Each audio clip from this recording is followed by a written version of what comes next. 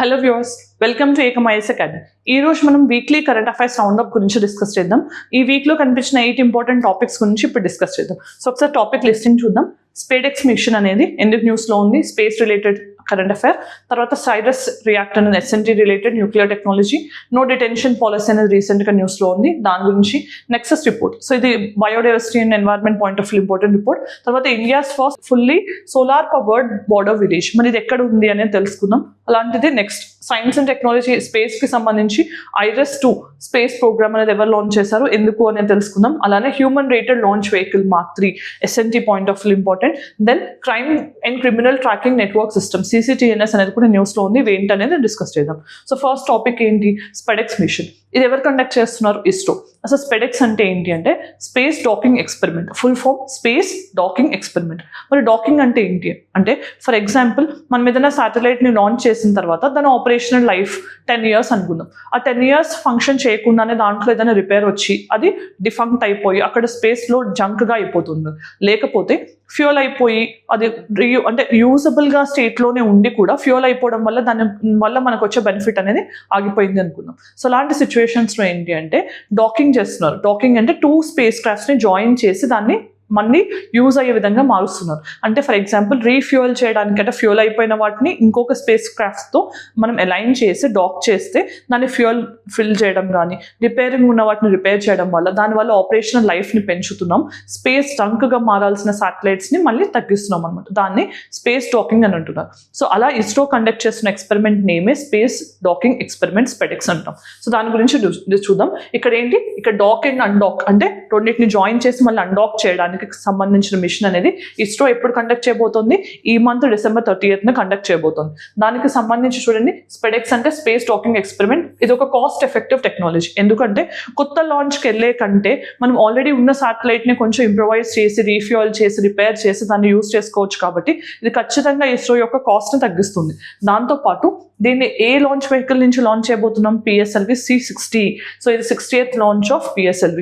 అంతకుముందు మనం గుర్తుపెట్టుకోవాల్సిన 3 లాంచెస్ కూడా చాలా ఇంపార్టెంట్. PSLV C57 ద్వారా ఆదిత్య L1 మిషన్ని మనం September 2nd, 2023 లాంచ్ చేసాం. PSLV C58 అనేది ఈ year 1st January 2024 XPoSat mission ఫామ్తో ఇస్రో కండక్ట్ చేసింది. దానికి POEM 3 మిషన్ యాడ్ చేసింది తర్వాత.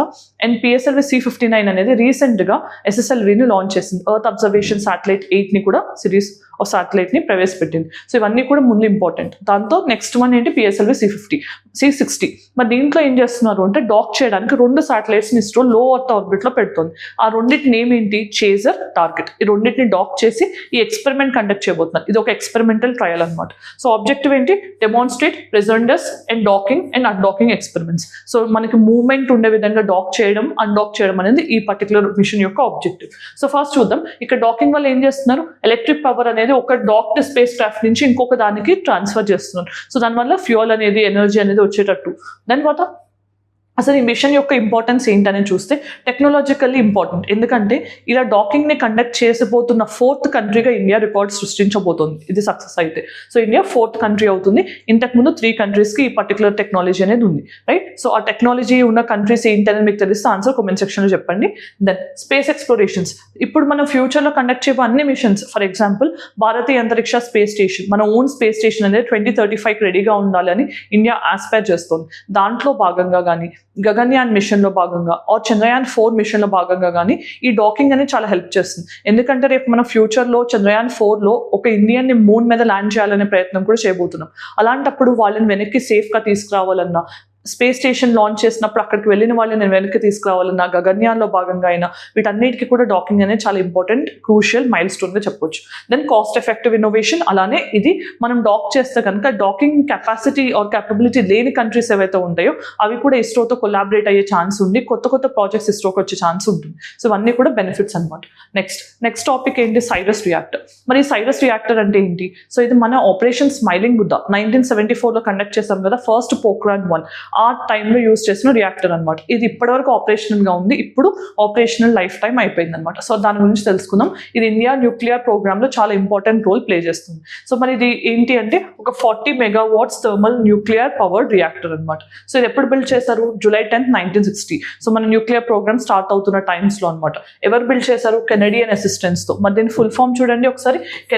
Canada India reactor utility service, Cyrus అనే దానికి ఫుల్ ఫామ్ అనమాట. 2 కంట్రీస్ యొక్క కొలాబరేషన్, కెనడా అండ్ ఇండియా, గుర్తుపెట్టుకోండి. సో ఇక్కడ రియాక్టర్ టైం ఏంటి? ఇది థర్మల్ రియాక్టర్ అనమాట. మరి దీంట్లో యూస్ చేసే ఫ్యూయల్ ఏంటి? న్యాచురల్ యురేనియం, అంటే యురేనియం 238ని మనం యూస్ చేస్తుంటాం. జనరల్గా మోడరేటర్ ఏంటి? హెవీ వాటర్, అంటే డ్యూటీరియం ఆక్సైడ్ D2O అంటాం కదా, సో అది హెవీ వాటర్గా యూస్ చేస్తున్నాం, ఆర్ మోడరేటర్ యూస్ చేస్తున్నాం. అండ్ కూలెంట్గా లైట్ వాటర్, అంటే నార్మల్ వాటర్ ఏదైతే ఉంటుందో దాన్ని యూస్ చేయడం జరుగుతుంది. మరి ఐసోటోప్ అంటే ఏంటి? దేనికైతే కనుక same atomic number different mass number ఉంటుందో దాన్ని ఐసోటోప్ అంటాం. మరి ఇక్కడ మనం హైడ్రోజన్ ఐసోటోప్స్ని ఎక్కడెక్కడ వాడుతున్నాం? దీని నుంచి వచ్చే వాటిని మెడిసిన్లో కానీ, అగ్రికల్చర్ కానీ, ఇండస్ట్రియల్ అప్లికేషన్స్లో వాడుతున్నాం. తర్వాత దీన్ని ఎక్కడ మనం యూస్ చేస్తున్నాము అని అంటే ఇండియాలో first stage of nuclear programme అనేది ప్రెషరైజ్డ్ హెవీ వాటర్ రియాక్టర్స్లో దీన్ని యూస్ చేయడం జరుగుతుంది. సో ఇది సైరస్ రియాక్టర్కి సంబంధించిన information. Next, no detention policy. ఇది ఎందుకు న్యూస్లో ఉంది అంటే రీసెంట్గా సెంటర్ దీన్ని స్క్రాప్ చేయడం జరిగింది. సో డిటెన్షన్ అంటే ఏంటి? సో ఎప్పుడైతే కనుక మనం ఒక పర్టికులర్ పర్సన్, అంటే మనకి 8th క్లాస్ లోపల ఉన్న స్టూడెంట్స్ ఎవరైతే ఉంటారో వాళ్ళు ఒకవేళ ఫెయిల్ అయితే కనుక వాళ్ళని అక్కడే ఆ క్లాస్లోనే డీటైన్ చేసి ఆ ఎగ్జామ్స్ కానీ ఆ సబ్జెక్ట్స్ కానీ క్లియర్ చేసిన తర్వాత నెక్స్ట్ క్లాసెస్కి ప్రమోట్ చేస్తారనమాట. దాన్ని డిటెన్షన్ అంటాం. సో కానీ నో డిటెన్షన్ పాలసీ అనేది మనం రీసెంట్గా RTE యాక్ట్లోకి తీసుకురావడం జరిగింది. Section 16 ఆఫ్ RTE యాక్ట్ ప్రకారం ఏంటంటే డిటైన్ చేయకుండా వాళ్ళని ఆటోమేటిక్గా 8th క్లాస్ వరకు ఎవరిని డిటైన్ చేయకుండా ఆటోమేటిక్గా ప్రమోట్ చేయడానికి తీసుకొచ్చిన పాలసీనే no detention policy.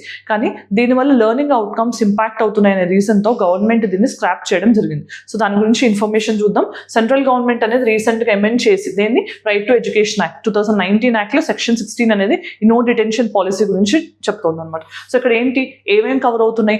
RTE implement అవుతున్న ప్రోగ్రామ్స్ అవి మినిస్ట్రీ ఆఫ్ డిఫెన్స్ పరిధిలో అయినా, ministry of tribal affairs, Eklavya residential schools కానీ, కేంద్రీయ విద్యాలయ కానీ, ఇలాంటి వాటన్నిటిలో కూడా ఇంపాక్ట్ అనేది ఉంటుంది. సో ఇక్కడ Section 16 అనేది రైట్ టు ఎడ్యుకేషన్ యాక్ట్లో ఇట్లా డిటెన్షన్ అనేది ఉండకుండా ఉండటానికి ప్రొవిజన్ అనేది ప్రొవైడ్ చేస్తుంది. సో ఏంటి, మనకి ఎడ్యుకేషనల్ లెవెల్స్ అనేవి అందరికీ ఆటోమేటిక్గా ఉండాలి, ఆటోమేటిక్ ప్రమోషన్స్ ఉండాలి అనే రీజన్స్తో మనం దీన్ని తీసుకురావడం జరిగింది. మరి ఇక్కడ కీ క్లాసెస్ ఏంటి? Section 16లో no child shall be detain, అంటే డిటెన్షన్ ఉండకుండా ఎన్షూర్ చేయడానికి no detention policy 16th section of RTE act కింద తెచ్చారు.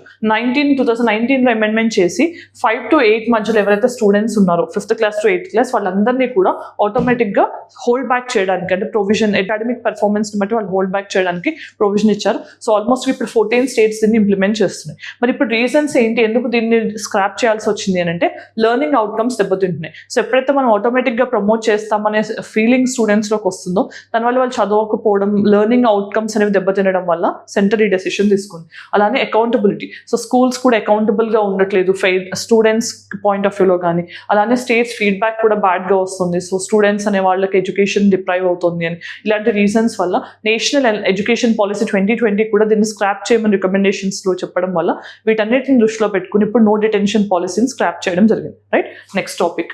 సో నెక్సస్ రిపోర్ట్, మరి దీన్ని ఎవరు లాంచ్ చేశారు అంటే inter governmental platform on ecosystem and biodiversity services, so IPPS అంటాం, వీళ్ళు తీసుకొచ్చారు. మరి వీళ్ళు ఎవరు అంటే ఒక UN ప్లాట్ఫామ్ అనమాట. సో ఇదేంటి అంటే మనకి బయోడైవర్సిటీకి సంబంధించిన సర్వీసెస్ అనేవి ఎలా జరుగుతున్నాయని చెప్పడానికి ఒక detail report.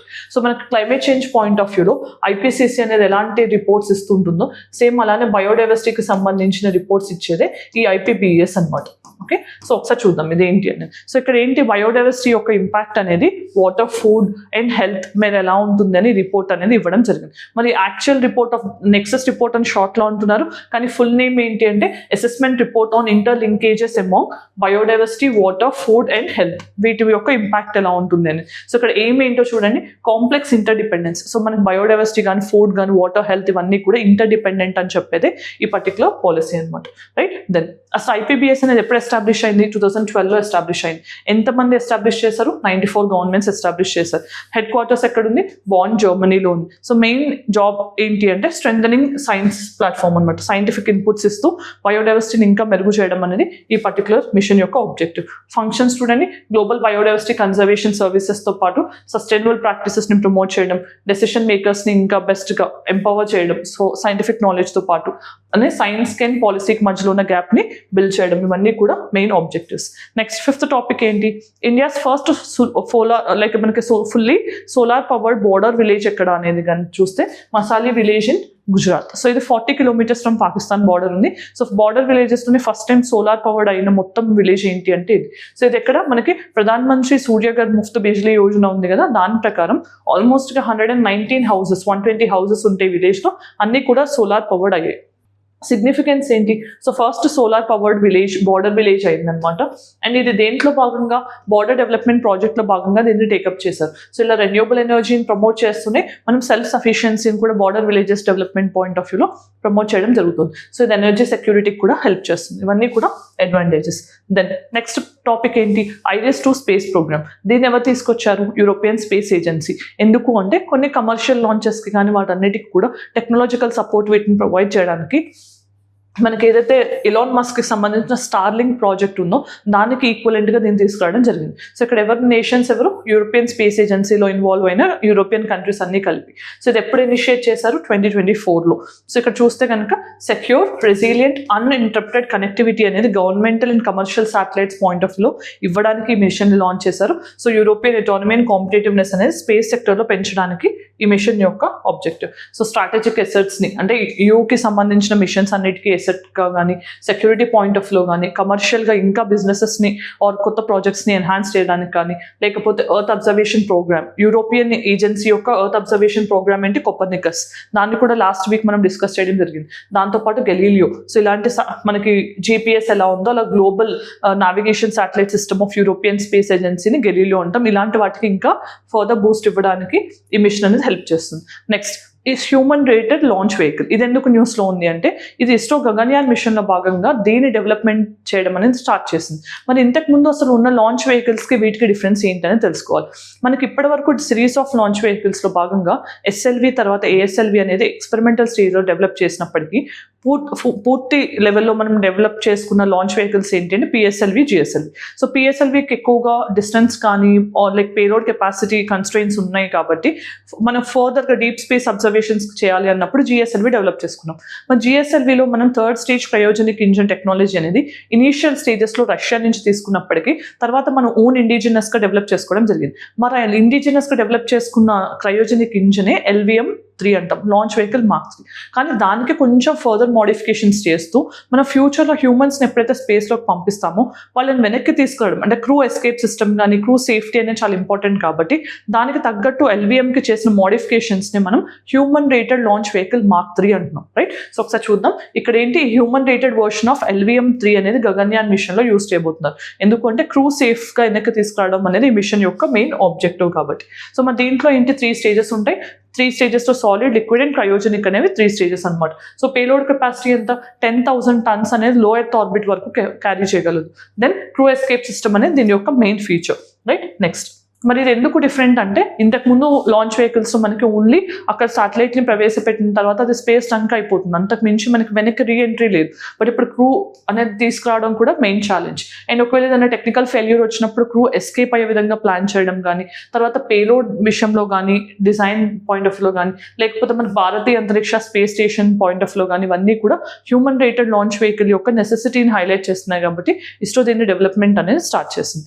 Next project CCTNS. మరి ఇదేంటి అంటే అసలు ఒక పోలీస్ స్టేషన్ మనకి ఇండియాలో ఒక కేసు రిపోర్ట్ చేసింది అని అంటే అదొకటి ఎంటైర్ డేటాబేస్లో అప్డేట్ అయ్యే విధంగా ministry of home affairs launch చేసిన ప్రాజెక్టే ఈ CCTNS. సో ఫస్ట్ చూస్తే కనుక క్రిమినల్ నెట్వర్క్ ట్రాకింగ్ సిస్టమ్, ఇది ఫుల్లీ ఇంటిగ్రేట్ అయింది. ఎంతమంది కలెక్ట్ చేశారు డేటా?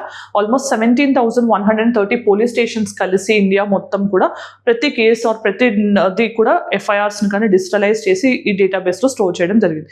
రీసెంట్గా ఫుల్లీ ఇంటిగ్రేషన్ అయింది. సో ఎప్పుడు లాంచ్ చేశారు అసలు? ఫస్ట్ టైం ఇది 2009. ఎప్పుడు? మినిస్ట్రీ ఆఫ్ హోమ్ అఫైర్స్ కింద.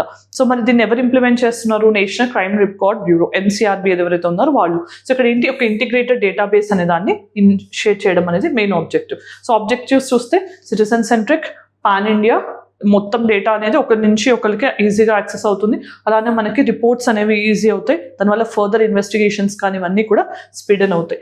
దాని తర్వాత ఎన్సీఆర్బీ గురించి చూస్తే ఇది 1986లో Tandon commission and police commission recommendations మేరకు ఏర్పాటైన బ్యూరో అనమాట. సో ఇది హెడ్ క్వార్టర్స్ ఢిల్లీలో ఉంది. అలానే మినిస్ట్రీ ఆఫ్ హోమ్ అఫైర్స్ పరిధిలో ఇది వర్క్ చేస్తుంది. సో ఇక్కడ ఏంటి, మొత్తం క్రైమ్స్ అండ్ క్రిమినల్స్కి సంబంధించిన రిపాజిటరీగా చెప్పొచ్చు. సో మనకి ఇక్కడ ఎలాంటి రిపోర్ట్స్ రిలీజ్ చేస్తారు, crime in India report, accidental deaths report కానీ, సూసైడ్స్ ఇన్ ఇండియా రిపోర్ట్ కానీ, ప్రిజన్ స్టాటిస్టిక్స్ కానీ ఇలాంటి రిపోర్ట్స్ని వీళ్ళు రిలీజ్ చేస్తూ ఉంటారు. సో మనకి ఇక్కడ సెంట్రల్ ఫింగర్ ప్రింట్ బ్యూరో అనే దాన్ని కూడా సపోర్ట్ చేస్తుంది.